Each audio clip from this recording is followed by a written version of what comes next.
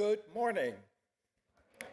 Welcome to worship at First Unitarian Church of Worcester, Massachusetts for the summer of 2022.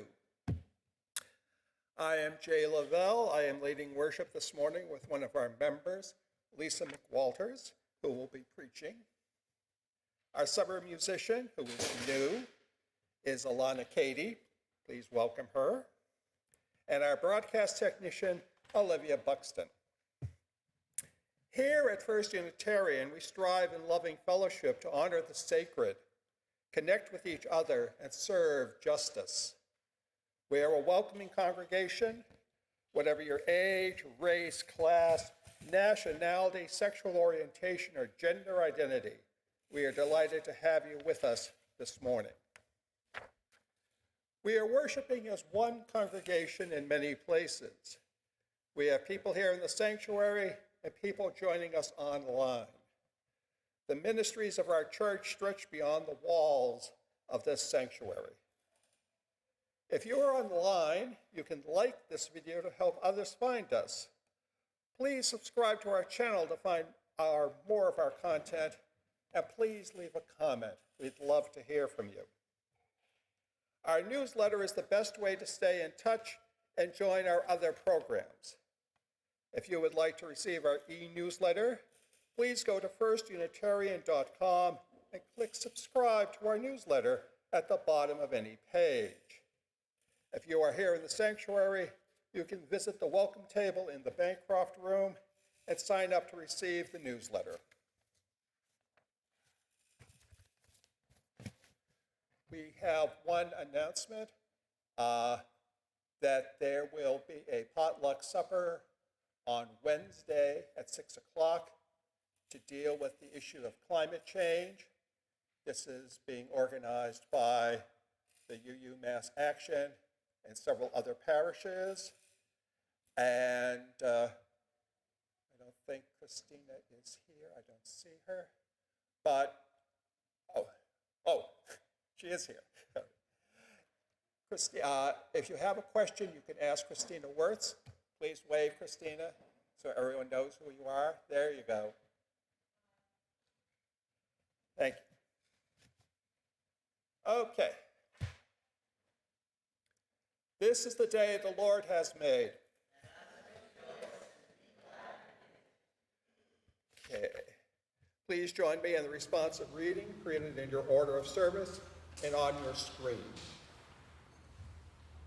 For the beauty of the summer day, and the comfort of friends near by, for the invitation to love and be loved, for our God who is steadfast, for time set apart to nourish the soul, for time to go out into the world armed with love. For all these things we give thanks. Let us worship God. And we will now have our chalice lighting.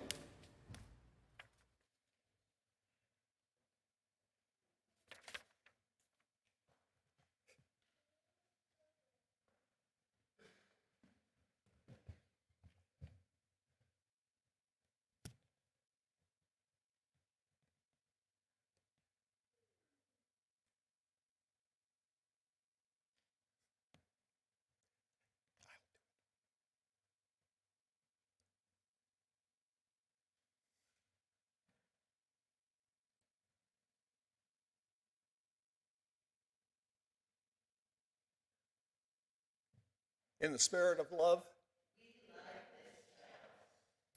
please rise in body, mind, or spirit to renew our covenant as printed in the order of service or on your screen. In the love of truth and in the spirit of Jesus, we unite for the worship of God and the service of all.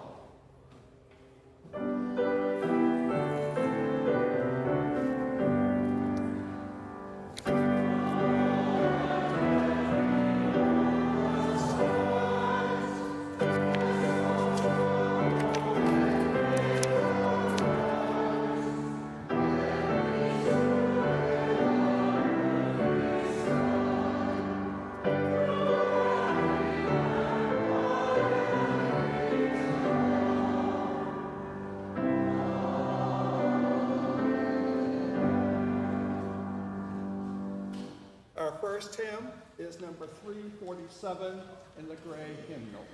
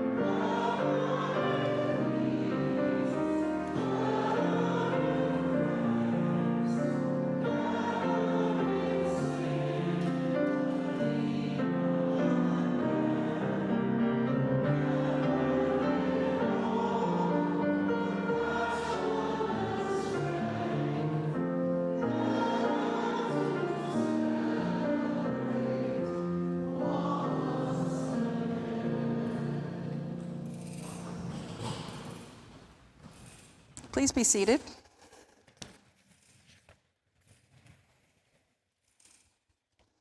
Please join me in the common prayer printed in the order of service and as it appears on your screen. O Spirit, beyond all names, beyond all image and identity, know us here, feel our intention, and let our presence on this earth be healing. Let us make a new creation, a new work of art, a new humanity. Let us lead by example. Let us learn as we teach. Let us carry peace in our weapon and let love as our revenge. Amen. In our sacred time together, we share the joys and sorrows of our church with one another. Please continue your own thoughts and prayers, joys and sorrows in silence.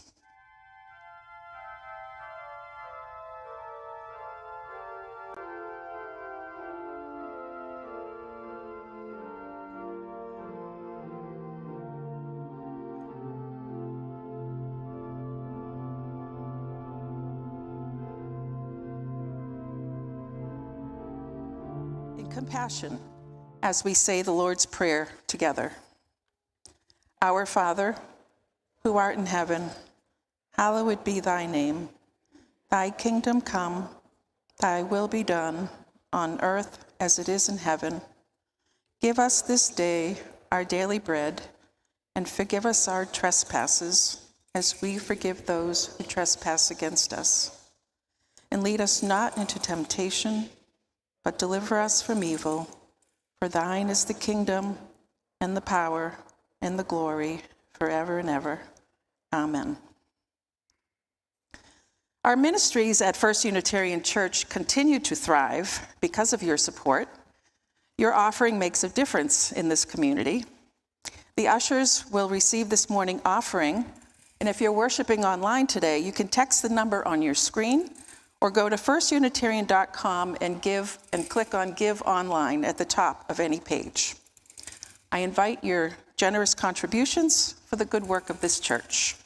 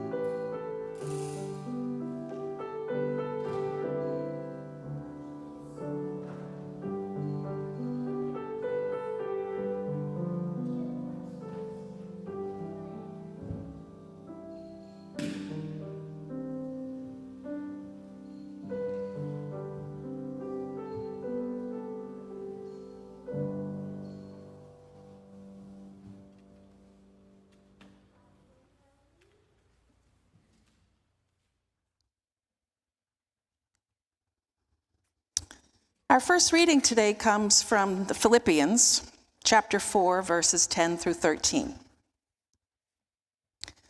I rejoiced greatly in the Lord that at last you renewed your concern for me. Indeed, you were concerned, but you had no opportunity to show it. I'm not saying this because I am in need, for I have learned to be content whenever these circumstances. I know what it is like to be in need, and I know what it is like to have plenty. I have learned the secret of being content in any and every situation, whether well-fed or hungry, whether living in plenty or in want. I can do all this through him who gives me strength.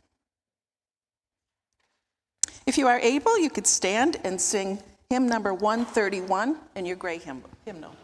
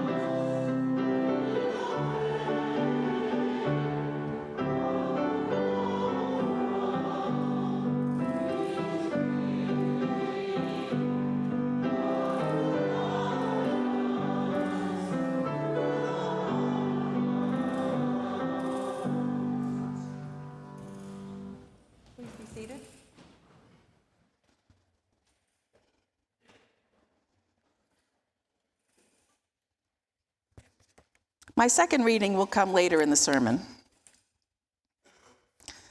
Most of us go through our day never thinking about inhaling and exhaling. It's an automatic function of our bodies to breathe in and breathe out on a regular basis. Unless you're running a mile or going up a flight of stairs, and then you are acutely aware that you need more breath. Your body's telling you need more air quickly. We often say we're out of breath after doing something strenuous, or we say it took my breath away when we see something beautiful or awesome. There are times in our lives that we do focus on breathing as a means of calming our bodies and our minds. We learn how to breathe when we take prenatal classes to learn how to deal with labor and delivery. We learn breathing techniques when we do yoga or meditation. We sometimes have to remind ourselves to breathe when we're scared or shocked or nervous. And for those of us who have struggled to breathe because of allergies or lung disease, breathing can be a challenge. When I was a toddler, my parents found out that I had asthma. At 2 years old, I was hospitalized with pneumonia and I almost died. After that, I began the yearly routine of being admitted to the hospital every spring, usually around my birthday in March, and every fall, usually right after school started. My earliest memory was when I was about 3, and I was admitted to the hospital for an asthma attack, and they put me in a crib with an oxygen tent. And I was so mad they put me in a crib because I had already graduated to the big girl bed, and I was so embarrassed.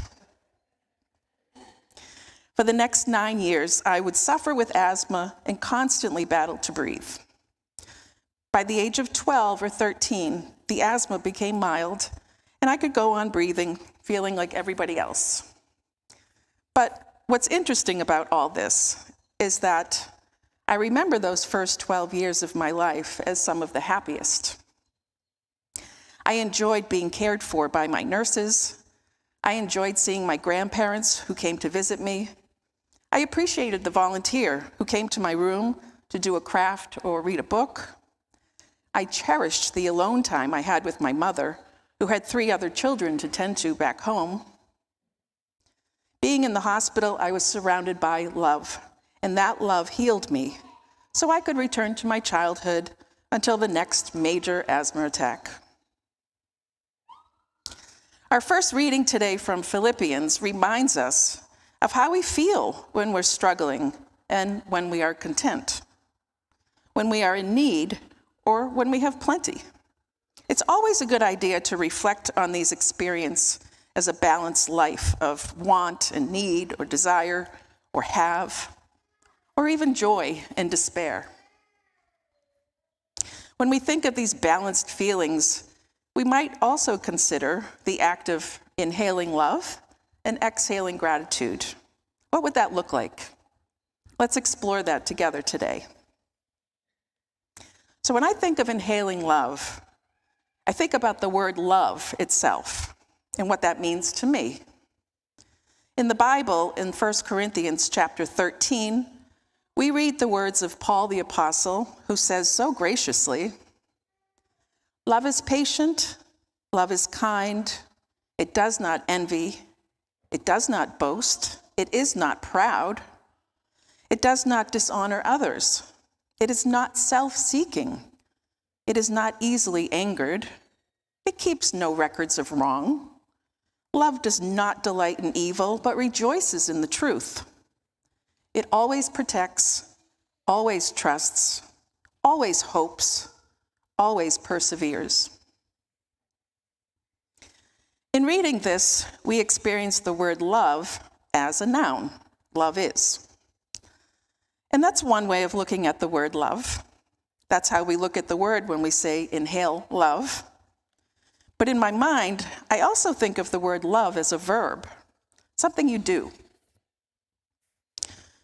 When asked the most important commandment, what the most important commandment was, Jesus said, Love the Lord your God with all your heart and with all your soul and with all your strength and with all your mind. And then he said, love your neighbor as yourself. These words are actions, commandments that sound difficult to follow sometimes, but if you choose to inhale love almost as a mantra, you can inhale love and go out in love. You can inhale love and show others love. You can inhale love and love all those you meet, even if you don't like them. I'm fairly new to this church. I've been a member for 1 year. Although I worked here for 5 years as the youth coordinator, I really didn't have a chance to worship much here and become part of the church. So it's understandable that I did not know the origins of the Unitarian Universalist chalice and its meaning dating back to World War II. According to an article in the UU World magazine this past spring of 2022, it was during World War II that the chalice became the symbol of Unitarian Universalism. Needing documents with an official-looking seal to protect people escaping Nazi persecution, the Unitarian Service Committee commissioned an Austrian artist to create that seal, and through that process, the flaming chalice was created. It was created as a symbol that supported the ideas of sacrifice and love. I would like to read a brief passage from that article titled, Embracing an Ethic of Love, written by UUA President, Reverend Dr. Susan Frederick Gray.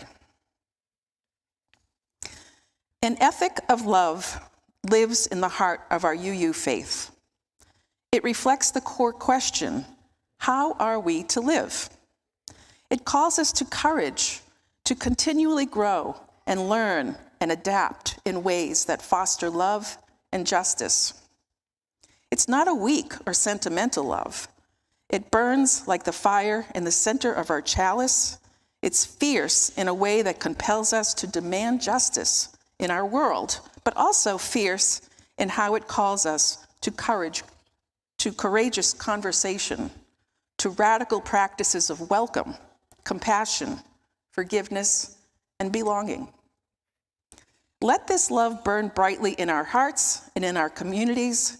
May it be the energy and resilience we need to keep on loving, to keep on learning, to keep on showing up for each other and our neighbors in resistance to evil and in creating refuge from the trauma of oppression.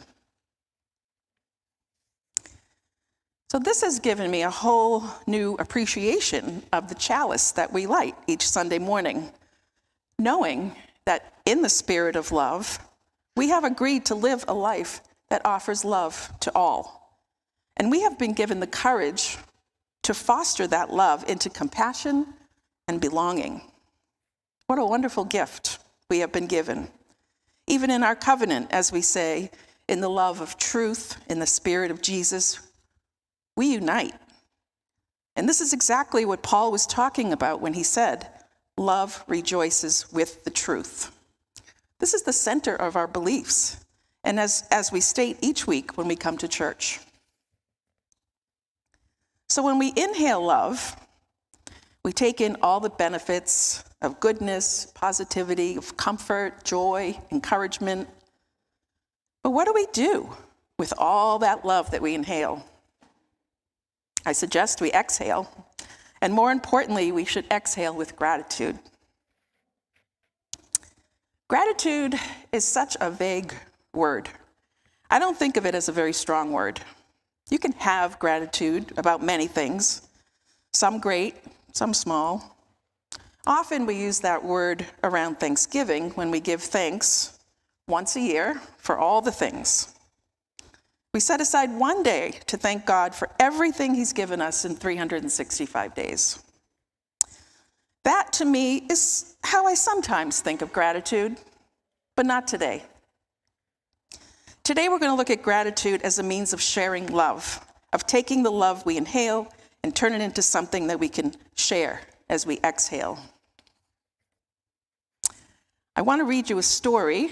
What happened to my children?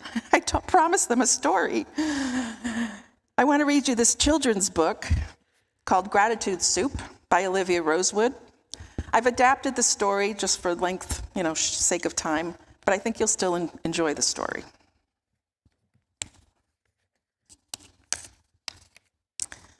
This is a story about Violet, a 5-year-old girl who wants to share her story of gratitude. Violet tells it like this. You see, usually I was ready to be silly, easily breezily, ready to be willy-nilly, giggles funning, smiles bouncing, jumping, running. Happiness could flow, from my head to my toe. Except sometimes I become a cranky one, almost undone and not much fun. I scream to the outside, I need more toys. But Mommy and Daddy didn't give me toys.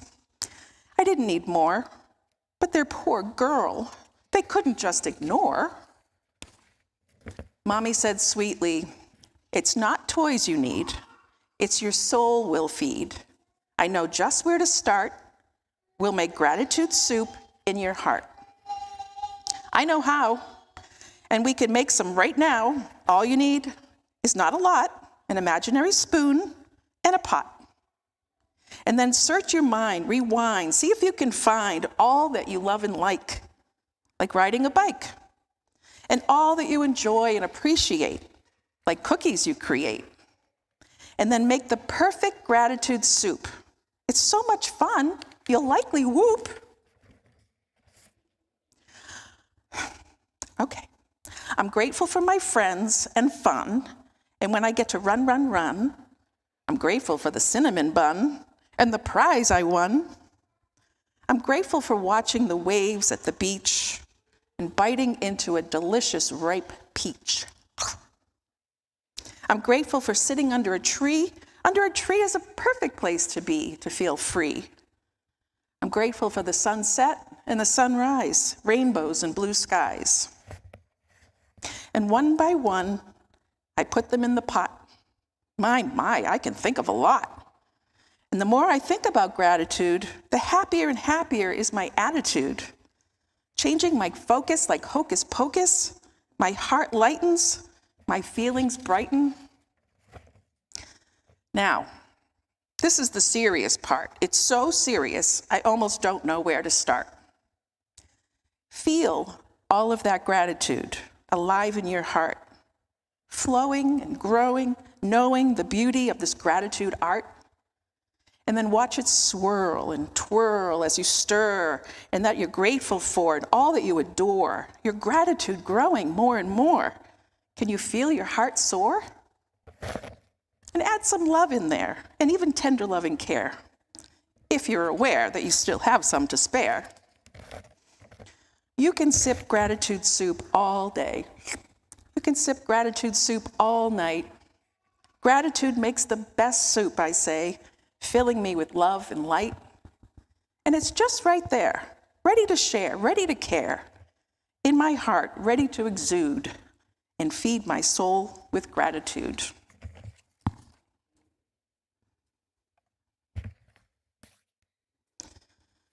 So this story reminds us of how simple it is to be grateful, even for the smallest and silliest things, and how being grateful feeds into being more grateful. And part of that gratitude comes from inhaling love, which feeds the soul and allows us to exhale gratitude. The last line in our first reading this morning said this: I've learned the secret of being content in any and every situation, whether well-fed or hungry, whether living in plenty or in want. I can do all this through Him who gives us strength. If we believe that God is love, and we allow ourselves to breathe in that love, then He creates the strength and comfort and blessings that allow us to feel gratitude, even in times of struggle or want or need.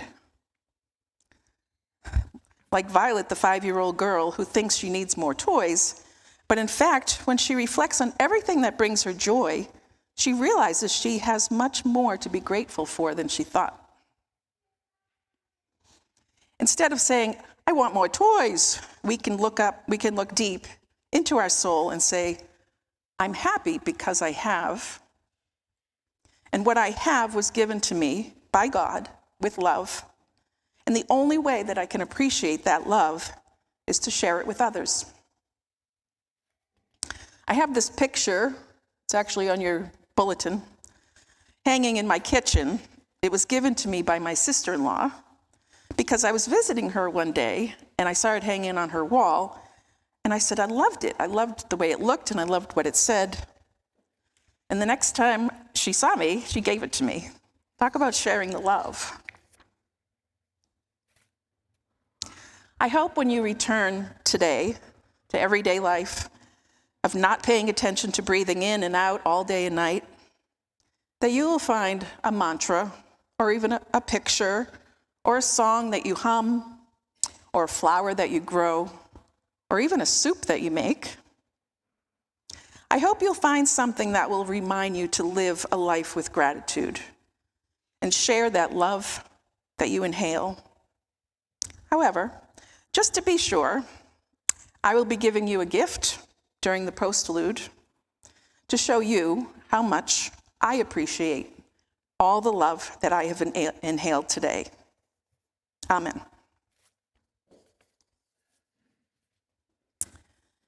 If you are able, please rise to sing our closing hymn in the teal hymnal.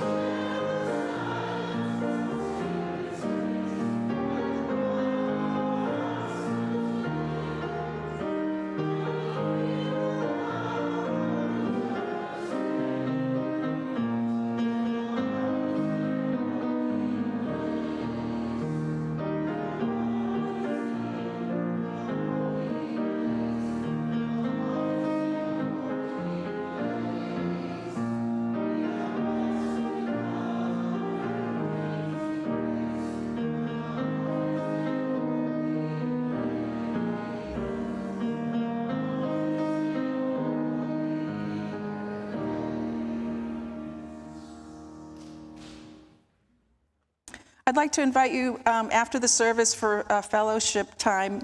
There's going to be cold drinks for you to help yourself to. And now the benediction. May the love which overcomes all differences, which heals all wounds, which puts to flight all fears, which reconciles all who are separated, be in us and among us now and always. Amen.